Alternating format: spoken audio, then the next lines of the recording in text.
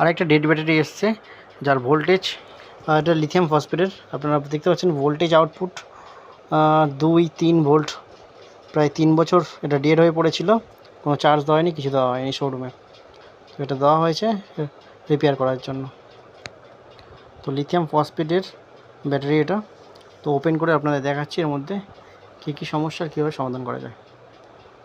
তো দেখতে পাচ্ছেন সেলের কন্ডিশন বাইরে থেকে দেখে, নিকেল স্ট্রিপ বাইরে থেকে দেখে খুব সুন্দরভাবে প্যাকিং করেছে আর খুব ভালো কাজ করেছে, কিন্তু কাস্টমারটা চার্জ না দেওয়ায় এটা ডিপ ডিসচার্জে চলে গেছে।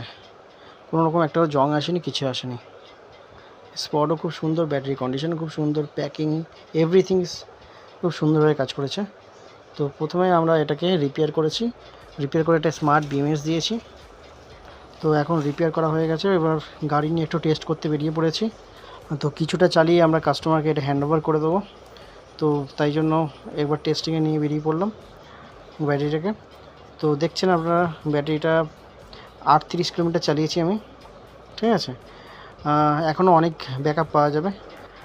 এখানে জেবিডির স্মার্ট বিএমএস ব্যবহার করা হয়েছে, 70% এখনও চার্জ আছে। 38 কিলোমিটার চলার পরে এখন গাড়ি অনেক যাবে।